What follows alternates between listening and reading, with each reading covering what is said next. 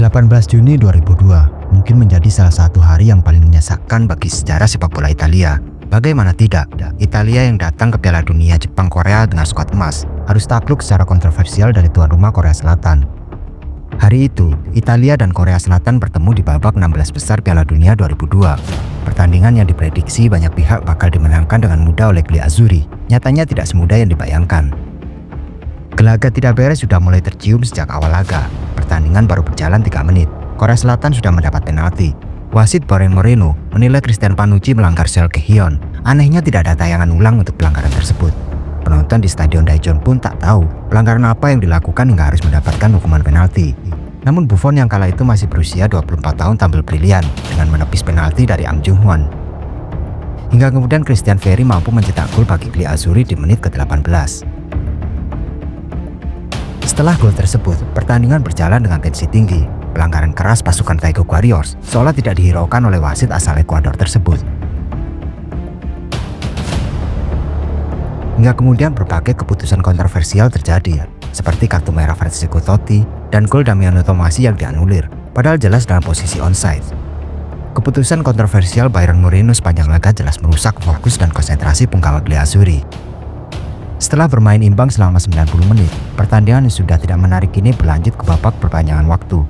Hingga pada akhirnya, golden goal Ang Jung-hwan memupus mimpi anak-anak Italia untuk mengangkat trofi Piala Dunia yang keempat. Generasi emas Italia berakhir dengan cara yang tidak adil. Skuad Italia seperti menjadi pesakitan di Piala Dunia 2002 tersebut. Gli Azzurri seolah menjadi musuh pengadil di lapangan. Bayangkan, hanya dalam 4 pertandingan, sebanyak 5 gol Italia sudah dianulir dengan kontroversial. Misalnya pada laga perdana ketika Italia kalah 1-2 dari Kroasia. Christian Vieri jelas onside saat mencetak gol di menit 49 tersebut. Namun hakim garis menganggap Vieri berada dalam posisi offside. Tak hanya di situ, di injury time Inzaghi berhasil menyamakan kedudukan. Namun lagi-lagi, hakim garis menganggap Inzaghi melakukan pelanggaran dan menganulir gol penyama kedudukan tersebut. Pantas jika Piala Dunia 2002 disebut sebagai Piala Dunia terburuk dan paling konyol sepanjang sejarah. Tidak hanya Italia yang terang-terangan diperlakukan secara tidak fair, Spanyol dan Argentina pun demikian. Bahkan kedua negara tersebut berniat memboikot FIFA seusai gelaran Piala Dunia. Sepp Blatter dan FIFA telah merusak sepak bola, merusak hakikat olahraga yang sejatinya adalah tentang sportivitas dan menghormati lawan. Begitulah kritik pedas Federasi Argentina kala itu. Tahun 2002 memang menjadi tahun yang kelabu bagi sepak bola Italia. Selepas gelaran tersebut, Il Capitano Paolo Maldini memutuskan pensiun dari tim nasional Italia.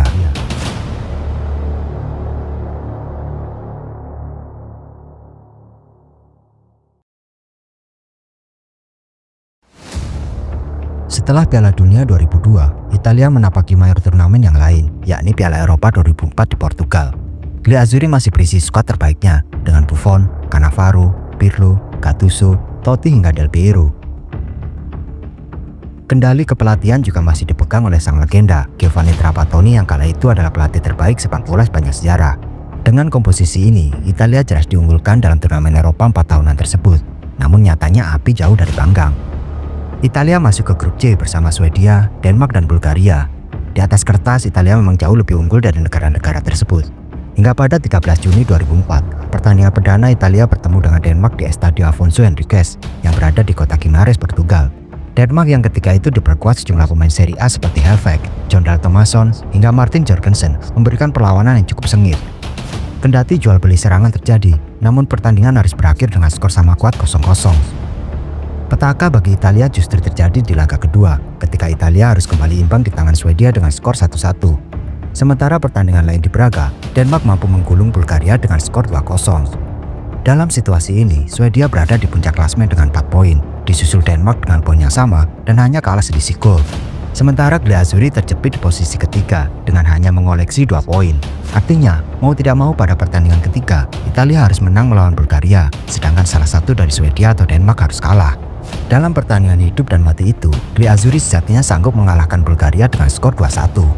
Namun sayang, di laga lain kekhawatiran tifosi terjadi. Swedia dan Denmark bermain imbang 2-2. Keduanya pun sama-sama melenggang lolos ke babak knockout. Sementara Italia harus mengemas koper lebih cepat dan pulang ke Roma dengan kepala yang tertunduk. Asumsi kemudian berkembang liar di media yang menuduh baik Swedia dan Denmark sengaja bermain imbang agar sama-sama lolos. Hingga kemudian, media menulis dengan judul Konspirasi Skandinavia untuk laga terakhir di grup C Piala Eropa tersebut. Namun apapun itu, kegagalan Gli Azzurri membuat pelatih Gio Trapattoni mundur dari posisinya. Sangat disayangkan pelatih sekaliber Mr. Trap gagal membawa skuad emas Italia berbicara banyak dalam 2 turnamen besarnya.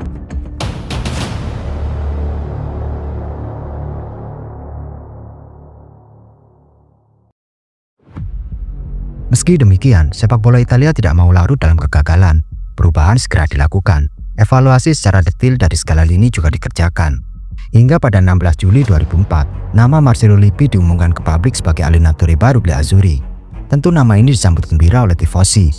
Lippi bukanlah nama sembarangan, salah satu pelatih legenda yang dihormati warga Italia. Sebelum menjadi pelatih timnas, Lippi telah melatih 11 klub, dari Napoli, Juventus hingga Inter Milan. Lippi adalah legenda besar Juventus dengan torehan 5 Scudetto dan 1 gelar Piala Champions bersama si Nyanya tua. Dan tentu saja, dalam membangun skuad Azzurri, Lippi tak akan meninggalkan pemain kesayangannya, Alessandro Del Piero, pemain yang telah dia kenal sejak masih belia. Bahkan demi Del Piero, Lippi rela menyingkirkan Roberto Baggio hingga sang legenda berkuncir itu hengkang ke AC Milan kala itu. Untuk mengetahui lebih detail kisah kedekatan antara Lippi dan Del Piero, kalian bisa menyimak video yang ini. Sementara itu, FIGC memberi target kepada Lippi untuk menuntun Gli Azzurri menjadi juara Piala Dunia 2006 mendatang. Persiapan segera dilakukan Lippi dengan menyeleksi sejumlah pemain. Selain Del Piero, nama-nama besar seperti Buffon, Nesta, Cannavaro, Pirlo, Sambota, hingga Totti juga dipanggil ke timnas. Di sisi lain, Lippi juga memanggil bakat-bakat muda seperti Bonera, Ivan Pellizzoli, hingga calon pangeran Roma Daniele De Rossi. Lippi total memanggil 20 pemain untuk persiapan menuju kualifikasi Piala Dunia 2006 yang mulai digelar pada September 2004. Setelah persiapan dirasa cukup, kampanye timnas Italia bersama Marcello Lippi kemudian dimulai pada pertandingan perdana menghadapi Norwegia. Bermain di Stadion Renzo Barbera di kota Palermo, Italia mampu mengandaskan Gianquero dan kawan-kawan dengan skor 2-1. 2 gol Italia dicetak oleh Daniele De Rossi dan juga Luca Toni. Pelan tapi pasti, Gli Azzurri mampu melewati kualifikasi dengan baik. Dari 10 pertandingan di grup 5 zona UEFA tersebut, Marcello Lippi membawa Azzurri menang 7 kali, seri 2 kali, dan hanya kalah sekali saat tandang ke Slovenia pada bulan Oktober 2004. Dengan hasil ini, Totti dan kawan-kawan bertengger di puncak klasemen dengan 23 poin dan berhak otomatis lolos ke Piala Dunia Jerman 2006.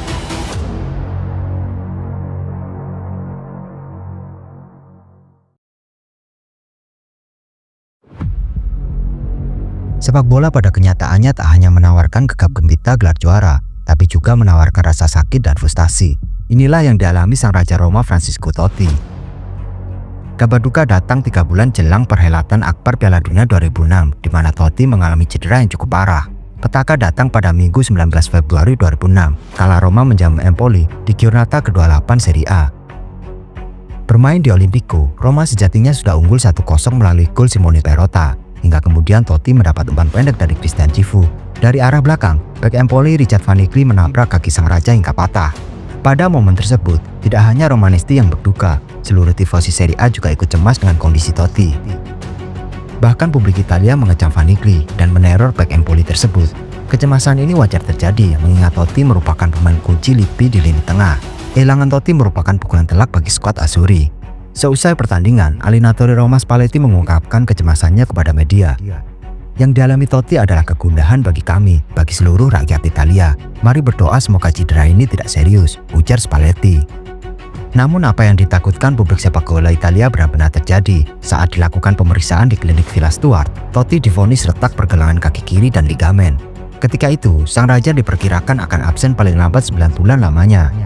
Dengan vonis tersebut, Piala Dunia seperti sudah berakhir bagi Totti. Mendengar kabar itu, Lippi segera datang ke Villa Stuart untuk menemani Totti yang akan naik ke meja operasi. Raut cemas terlihat dari wajah Lippi seusai memantau operasi pemain 29 tahun tersebut. Saat keluar dari klinik, Lippi dengan tegas berkata kepada media, Totti akan tetap pergi ke Piala Dunia, bahkan jika dengan hanya 1 kaki, saya akan tetap membawa Totti ke Jerman, tegas Lippi kepada awak media yang menunggunya.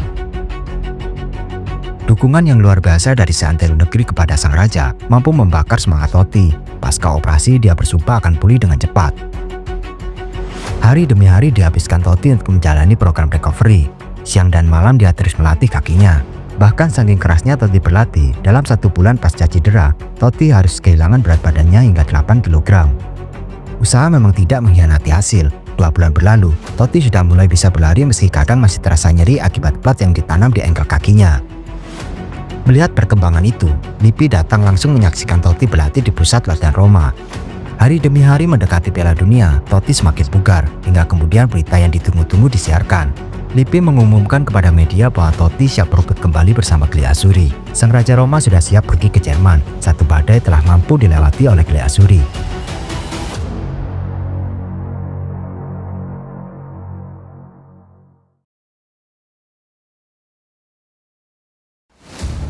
Piala Dunia edisi ke-18 digelar di Jerman mulai 9 Juni hingga 9 Juli 2006. Ini menjadi kali kedua Jerman bertindak sebagai tuan rumah setelah sebelumnya pada tahun 1974. Italia sendiri bergabung di grup E bersama Ghana, Ceko, dan Amerika. Hingga pada 15 Mei, Lippi mengumumkan pasukannya yang akan dibawa ke Jerman. Fabio Cannavaro tetap dipercaya menjadi kapitano di atas medan laga, karena telah menyandang ban kapten Azzurri selepas pensiunnya sang legenda Paolo Maldini di timnas Italia pada tahun 2002. Kejutan terjadi ketika tidak ada nama Christian Vieri dalam skuad Lippi. Striker Monaco itu tergeser oleh Filippo Inzaghi yang telah absen membela timnas 2 tahun terakhir. Sedangkan Luca Toni yang menjadi capocannonieri bersama Fiorentina tetap menjadi mesin gol andalan Lippi. Striker jangkung 29 tahun itu memang menyandang rekor fantastis, di mana dia dinobatkan sebagai pemain yang mampu mencetak di atas 30 gol dalam semusim sejak terakhir terjadi 47 tahun lalu.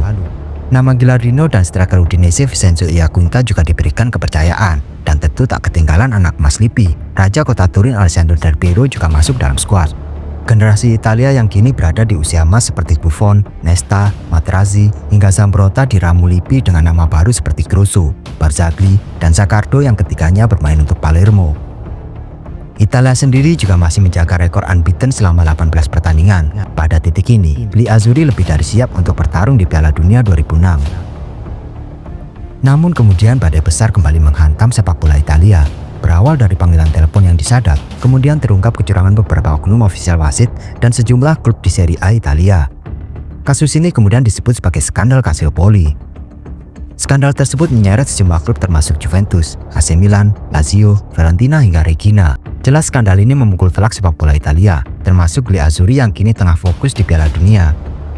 Para pemain yang klubnya terlibat di kasus ini mau tidak mau harus bolak-balik menjalani pemeriksaan dalam persidangan. Jelas, ini mengganggu konsentrasi mereka jelang Piala Dunia. Desakan juga datang dari media asing, meminta kepada Lippi untuk tidak membawa para pemain yang klubnya terlibat skandal Calciopoli. Bahkan ada wacana untuk meminta FIFA agar mendiskualifikasi Italia dari gelaran Piala Dunia 2006. Tidak hanya sampai di situ, bahkan posisi Lippi sebagai allenatore Gli Azzurri juga terancam. Ada dugaan kala itu Lippi juga ikut terseret dalam kasus ini, mengingat anak kandung Lippi yang bernama Davide, yang bekerja sebagai agen pemain telah diincar hakim untuk diseret ke pengadilan. Rumor bahwa FIGC akan memecat Lippi buntut dari skandal Calciopoli ini pun kemudian berembus kencang. Namun kabar itu segera dibantah oleh Presiden FIGC, Guido Rossi. Tidak ada keraguan sama sekali pada Lippi. Kami akan fokus ke Piala Dunia dan akan terus mendukungnya, ujar Guido Rossi. Dengan semua drama menegangkan di tengah badai Calciopoli, Italia akhirnya berangkat ke Jerman di awal Juni 2006.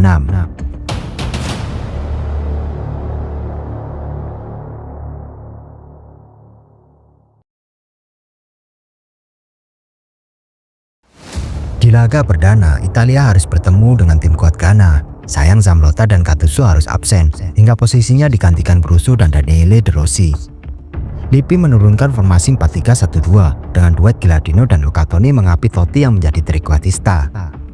Sedangkan Ghana sendiri mengandalkan nama-nama yang bersinar di Eropa seperti Essien, Sule Muntari, Asamoah Gyan, hingga Kapten Stephen Avia. Laga yang berlangsung di Hannover berjalan sengit. Italia sempat kesulitan membongkar pertahanan Ghana di awal babak pertama.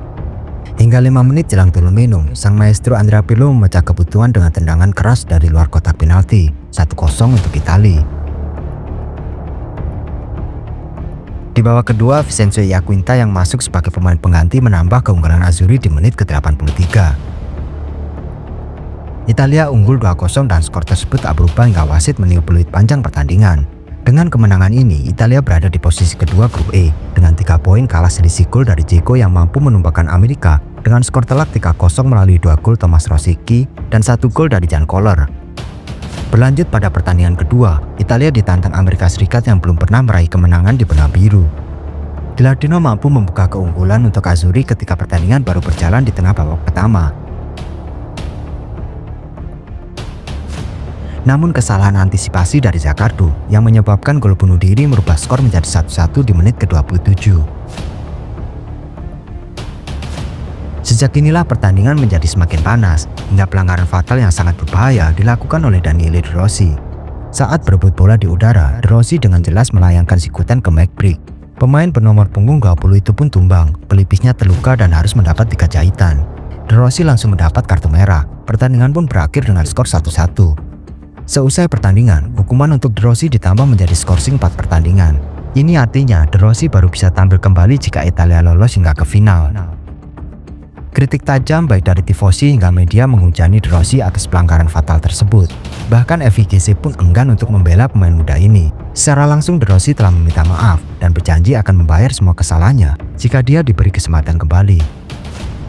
Sementara itu, kini Italia menjadi pemuncak klasemen dengan 4 poin, menyalip Ceko yang harus tumbang dari Ghana dengan skor 2-0.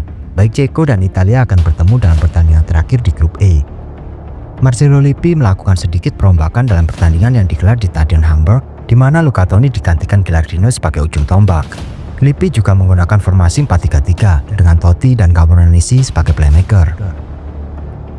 Sayangnya saat pertandingan baru berjalan 16 menit, Lippi harus menarik keluar Alessandro Nesta yang mengalami cedera paha. Marco Materazzi kemudian menggantikan posisi Nesta, mengawal Buffon di bawah Mister bersama Il Capitano Cannavaro. Dan rupanya pergantian ini membuahkan hasil. Berawal dari sepak pojok Totti, Matrick berhasil mencetak gol di menit ke-26. Tidak hanya itu, Inzaghi yang baru masuk menggantikan Gilardino mampu memperlebar keunggulan menjadi 2-0 di menit ke-87. Italia lolos ke babak knockout bersama Ghana. Meski demikian, kemenangan itu harus dibayar mahal dengan cederanya Alessandro Nesta. Setelah melalui pemeriksaan, bek AC Milan berusia 30 tahun itu harus absen selama 2 bulan. Praktis pertandingan melawan Ceko ini adalah laga terakhir sang legenda di pentas Piala Dunia.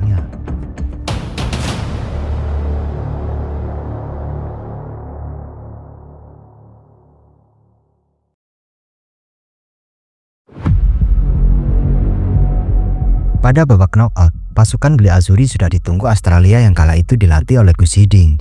Tentu Totti dan kolega masih belum lupa dengan Hiddink, pelatih yang memulangkan Italia secara kontroversial pada 2002 lalu. Meski kini Hiddink tidak lagi melatih Korea Selatan, namun memori kelam bagaimana Italia harus tersingkir menyakitkan masih membekas di ingatan skuad Azzurri kala itu. Untuk itu sebelum laga, Totti tidak ingin menganggap remeh pasukan Socceroos dengan berkata, "Kami tidak akan menoleh ke belakang, namun kami tidak akan meremehkan siapapun. Kami betah di Jerman dan baru akan pulang setelah membawa trofi ke Roma," tegas Totti.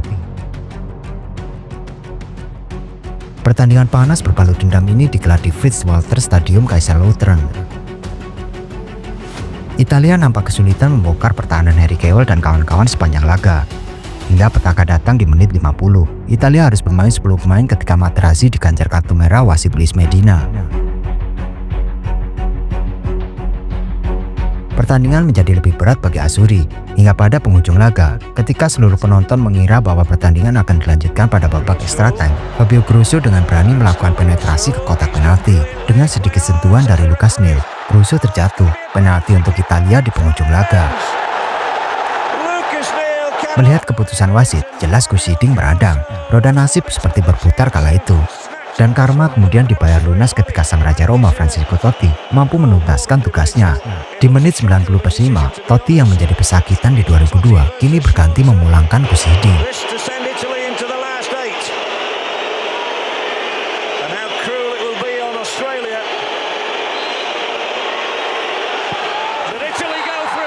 Seusai pertandingan, kontroversi diving Grosso ini menjadi perdebatan yang panas. Bahkan Sepp Blatter, presiden FIFA yang korup itu juga ikut berkomentar.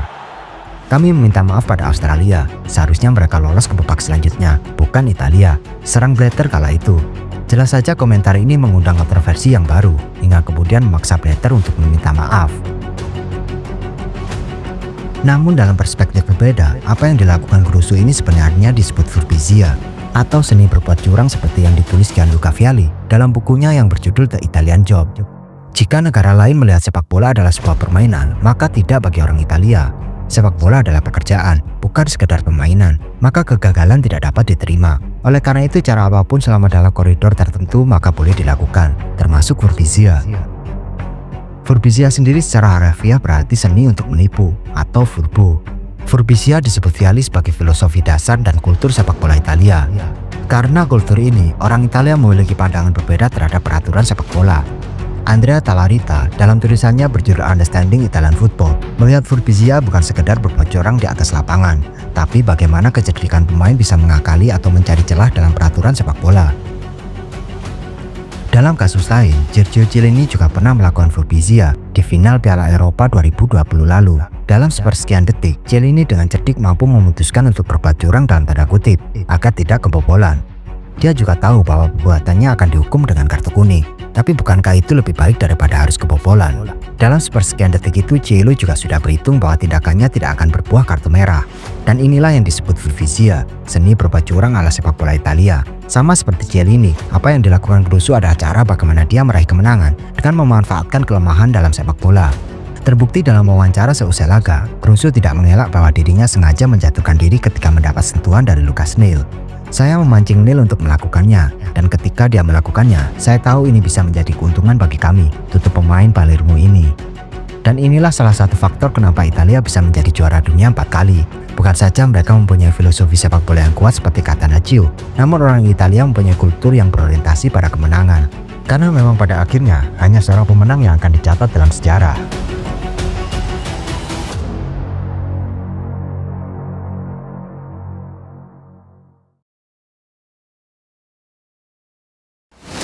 Kemenangan Gli Azzurri atas Australia begitu mengangkat moral pasukan Italia di turnamen Piala Dunia ini.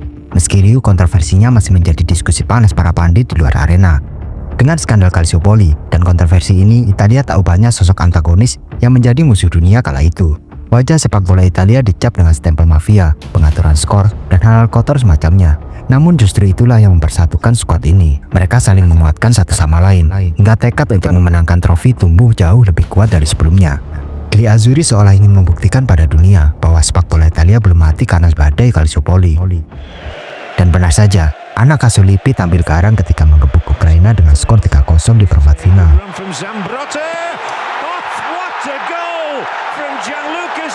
Dengan perkasa, Buffon menjaga clean sheet dan maju ke semifinal untuk menantang tuan rumah Jerman. Laga semifinal ini akan menjadi laga panas, dua raksasa Eropa yang sama-sama telah mengoleksi 3 trofi Piala Dunia. Jerman tentu lebih diunggulkan karena bertindak sebagai tuan rumah, terlebih Italia dalam kondisi carut-marut akibat skandal Calciopoli. Saking percaya dirinya, media besar Jerman seperti Bild melempar Cyborg dengan menulis headline bahwa Italia melaju ke semifinal hanya karena keberuntungan semata. Berbagai tekanan diberikan tuan rumah tidak hanya melalui media, tapi juga supporter fanatiknya yang meneror 24 jam di kamp latihan Italia kala itu. Namun alih-alih peduli dengan teror tersebut, punggang Azzurri justru terlihat sangat santai jelang laga panas ini. Hingga kemudian berbagai cerita lucu muncul ke permukaan, seperti Massimo Udo yang menjadi tukang cukur dadakan skuad Azzurri.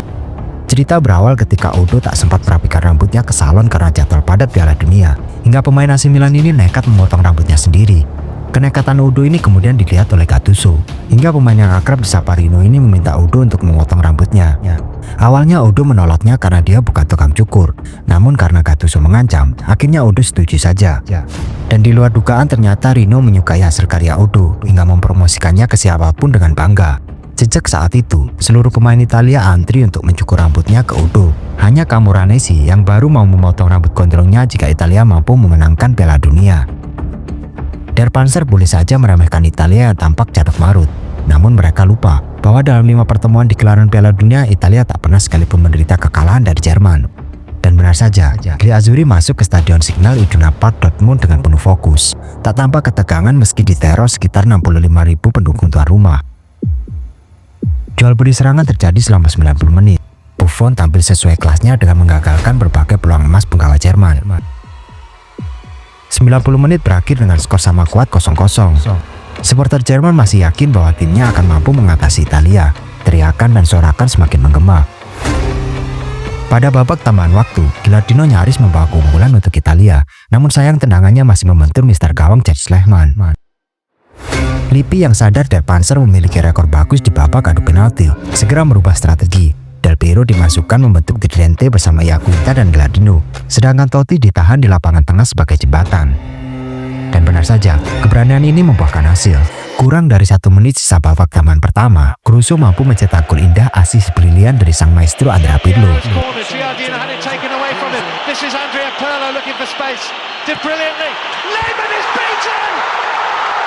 Gol yang kemudian dirayakan dengan penuh emosional. Selebrasi ikonik yang membuat tifosi di seluruh dunia terbangun. Italia unggul 1-0. Kepercayaan diri supporter Jerman seketika runtuh. Teriakan yang sebelumnya nyaring kini mulai menguap. Meski anak asuh Jurgen Klinsmann belum mau menyerah dan terus menggempur pertahanan kokoh Italia, namun justru disitulah awal kehancuran Der Panzer. Berawal dari intercept Cannavaro, Totti membangun serangan balik. Del Piero muncul dari lini kedua tanpa diduga. Lalu dengan teknik tinggi, Il Pinturicchio menempatkan bola di sudut kiri Jan Lehmann yang mati langkah. Gol yang membuat tangis supporter Jerman kemudian pecah. Mereka seakan tak percaya. Gli Azzurri yang carut marut mampu menjungkalkan skuad Der Panzer di tanah mereka sendiri. Italia kemudian melenggang ke Berlin, meninggalkan Jerman yang menangis. Pertandingan kelas dunia ini kemudian dinobatkan FIFA sebagai laga terbaik dalam 1 dekade terakhir. Forza Azzurri kemudian menggema.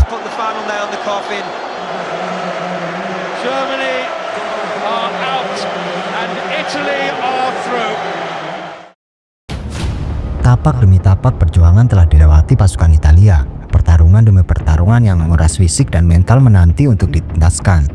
Kini mereka sampai di kota Berlin, arena terakhir menuju kejayaan.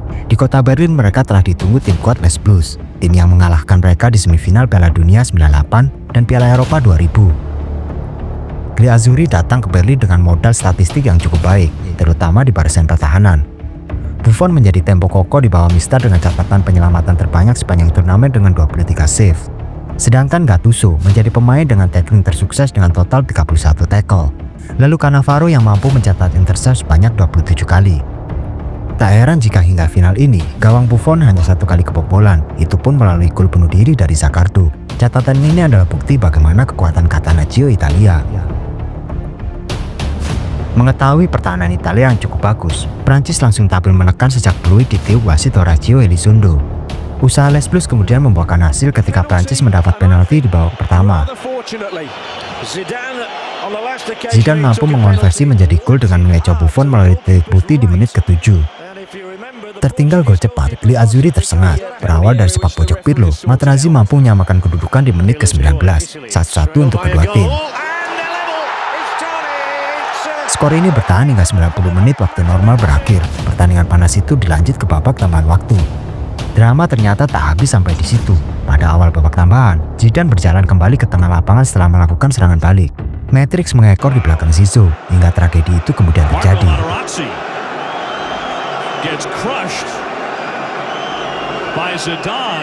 Tanpa Zidane di atas lapangan, Prancis tak mampu berbuat banyak. Azzurri memaksa Les Blues melanjutkan pertandingan hingga babak adu penalti. Ini untuk kedua kalinya dalam sejarah, final Piala Dunia harus diselesaikan dengan drama adu penalti.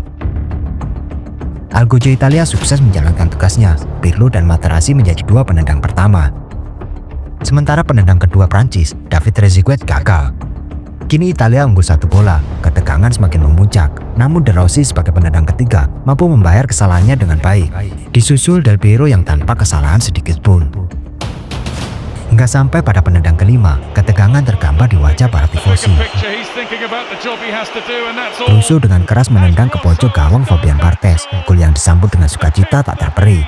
Gol yang membawa Italia untuk pertama kalinya dalam 24 tahun terakhir, akhirnya kembali menjadi raja sepak bola dunia. Di tengah porak-poranda akibat badai Calciopoli, 9 Juli 2006, Gli Azzurri mencatatkan nama mereka dalam sejarah sepak bola dan membuktikan pada dunia bahwa Calcio masih belum mati. Hingga akhirnya, Piala Dunia Jerman 2006 ini kemudian dikenang sebagai salah satu gelaran sepak bola terbaik dengan sejumlah drama dan puluhan kisah yang melegenda.